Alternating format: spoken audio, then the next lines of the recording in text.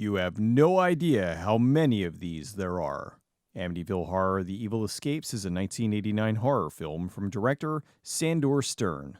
The movie opens at the old Amityville house. The home of evil is up for sale, and the church brigade is there to send the demons back to hell once and for all. They go in and immediately hand out the ammunition. Just then, all hell breaks loose. Doors open and close, flying furniture, bugs, blood dripping from the walls. All your favorite hits.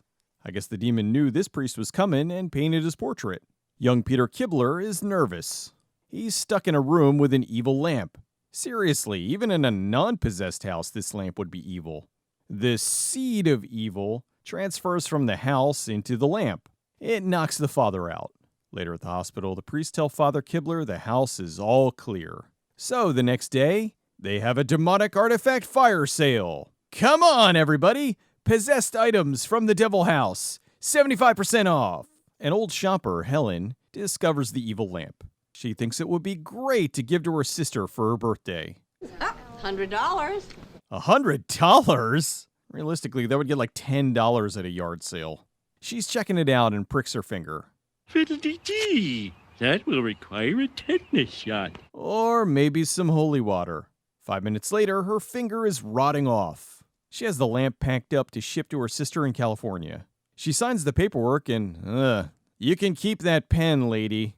Meanwhile, over at her sister's house, she's tending to her garden.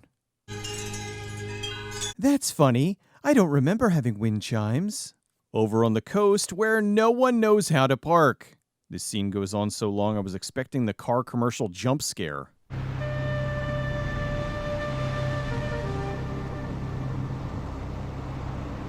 Gotcha. Nancy Evans and her 3 kids, Jessica, Amanda, and Brian, are going to California. California.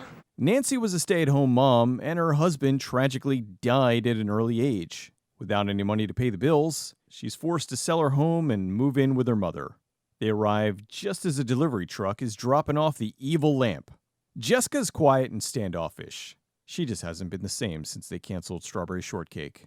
Hey, look, Grandma got a bird! No way does that bird live to the second act. Alice looks at the big package. It says Fragile. It must be Italian. Amanda goes up to her new room and finds Pepper the cat. Okay, movie. I don't care what you do to the bird. Don't you dare hurt the cat. Alice turns on the lamp and the bird knows it's evil. Pepper does too. Oh, F this, I'm out. Jessica, on the other hand, is in love with the lamp. Now that it's plugged in, the demon moves into the house.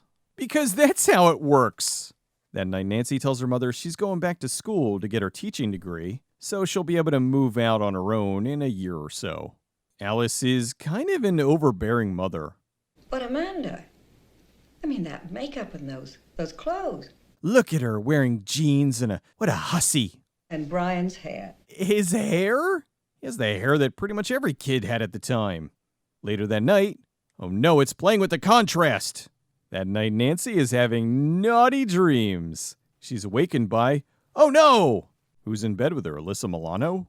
Of course, it was just a dream. She hears voices and finds Jessica talking to the lamp. Alice's maid Peggy shows up. She immediately knows the lamp is evil. Brian asks for breakfast, so Alice turns on the toaster oven. Something smells delicious. Oh my God, Grandma cooked the bird! Nancy's late for school, but since this is a movie, she still gets a parking spot right in front of the building. On the other side of the country, the father knows that evil is afoot. Father Kibler needs to hunt down the lamp. They find out that Helen was the one who bought it. Father Manfred tells Father Kibler elves all about the house. That the evil in that house could transmigrate into that lamp. That it can and will transmigrate into another object. I wonder if there was a TV show that was this exact subject. Back at the house, Brian is looking for Pepper. Brian fools around and the chainsaw goes crazy.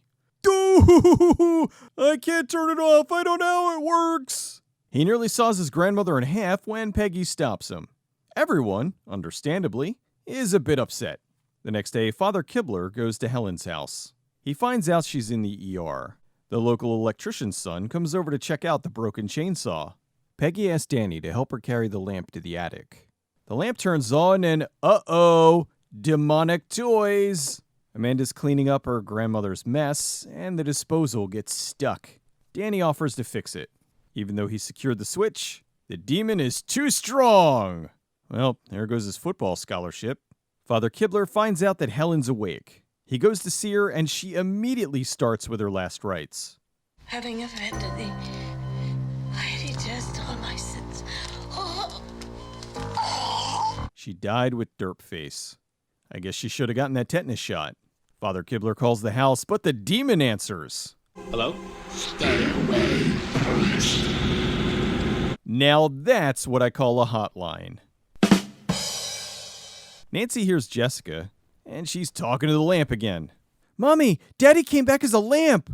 She has to forcibly remove her from the attic. Kibler gets on a plane to go and see if he can stop the evil lamp. Amanda goes to see Brian. Black t-shirt. Is it in your closet? I don't know. Well, I want to wear it.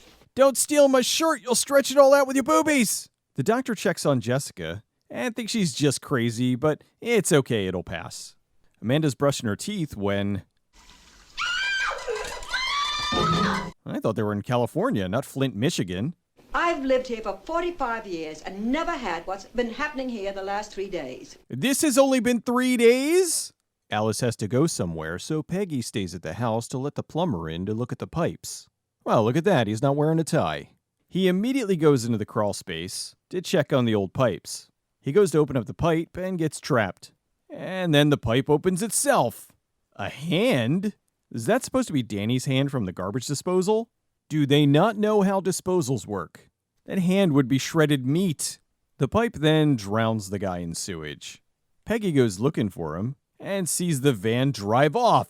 Well, recently we learned that ghosts can have sex, and now we learn that demons can drive cars. Peggy goes to see Jessica and finds her room trashed. She goes upstairs and is attacked by the demon lamp. Father Kibler arrives at the house. Dramatic zoom! The evil lamp turns on the juice. Jessica tries to let him in, but he immediately pusses out. Our hero, ladies and gentlemen. He panics and leaves a message for the family. Meanwhile, the lamp is continuing to accumulate flies. Amanda finds the message in the mail. I'm a priest who is a friend of your sister Helen. I must speak to you about the lamp she sent. It is extremely urgent. Ah, must be one of those hardcore antique dealers. Jessica tells her mom that Peggy left her all alone. She's been working hard on her evil kid art. Amanda's wearing an outfit that I don't even know what to call this style. Nancy doesn't believe that Peggy left Jessica alone, so she checks around the house and finds her dead in the attic. They call the police and, yep, that's a dead old lady. Even though she has wire marks around her throat and she was clawing at the door to get out, the doctor declares her death a heart attack. So what's the verdict?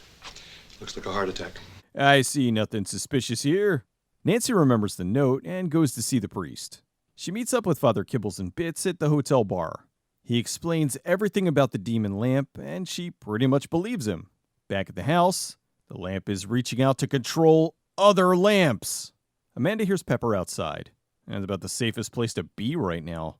Amanda looks outside, and the window conks the stunt woman right in the wig. Jessica fights off her siblings and goes into the attic. The kids meet Nancy outside, and she tells them to stay there. Now Father Kibberts is ready for the final showdown. Nancy tries to get into the attic, but there are bad things afoot. Jessica, no, you broke your grandmother's syrup collection. The father starts the exorcism, but Jessica very slowly floats over to stop him. They see the demon in the lamp, so Alice has had enough and chucks the lamp out the window. Super grand! So the lamp smashes on the rocks by the ocean. Mommy? Am I grounded? The next day, the father's going back home. Everything seems to be okay. Pepper the cat even survived. Pepper, come here, kitty. Oh, wait. Oh, no. Out by the ocean, Pepper finds the lamp and becomes Laser Kitty! Pew, pew, pew! The movie was shot mostly in California in early 1989. Director Sandra Stern wrote the screenplay for the original Amityville Horror. After 2 theatrical sequels, our producer decided to see if they could continue the series on television. In 1988, author John G. Jones wrote the novel Amityville, The Evil Escapes, which was a series of short stories about the abandoned items from the Lutz house being auctioned off, and each new owner discovers they brought an evil spirit home with them. The producer sent Sandor a copy of the book, and he liked the idea, but not the book. So instead of outright adapting the book, he wrote a new story about an evil lamp. The movie was made for TV, and it aired on NBC May 19, 1989. After this was the Canucksploitation Amityville, The Amityville Curse in 1990. 1992 had Amityville It's About Time. 1993 had Amityville A New Generation. And 1997 had Amityville Dollhouse. The evil sat dormant until the remake of the original in 2005. In 2011, there was a resurgence of direct-to-video Amityville horror films, most of which having a budget of about $1.45. As of currently, there are almost 50 Amityville horror movies, with more on the way, I'm sure. They probably filmed another 3 in the time it took for me to make this video. Back to Amityville 4. Patty Duke played the mother, Nancy. She was a famous actress, with over 140 credits to her name. The most well-known was her Oscar-winning performance of Helen Keller in The Miracle Worker. She sadly died of sepsis in 2016 at the age of 70. The son Brian was played by Aaron Eisenberg. When he was a teenager, he had kidney failure, which stunted his growth, and he remained at 5 feet for the rest of his life. He frequently worked on Star Trek, in Voyager, and then a recurring role as Nog in Deep Space Nine. Sadly, in 2019, he died of heart failure. He was only 50 at the time, and had just gotten married less than a year before. Zoe Trilling played Amanda. She gained a lot of popularity in horror movies, with Children of the Night and The Borrower. I remembered her from her role in Dr. Giggles. She left the industry in 1997 to pursue her original love, dancing. She was a dance instructor for years in New York and California. Sadly, she also just died recently in September of 2023. She was only 57. Kevin Tenney, the director of the original Night of the Demons, was trying to contact her for an interview about Night of the Demons 2 when he discovered that she had passed.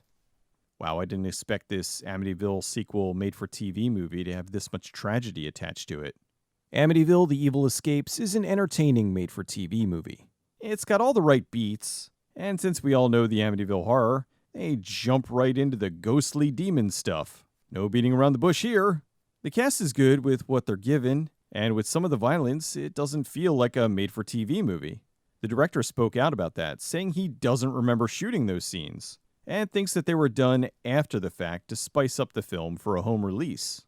Anyway, in the future, I'll most likely talk about the other Amityville movies up through the 90s. Anything after that is a big maybe. I'll give this movie major credit because in almost every film, if there's an animal and it's not the main focus, something awful happens to it. So kudos for letting Pepper live and gaining super demon kitty powers. Although the movie leaves one big thing open. How long before the family notices the dead plumber in the basement?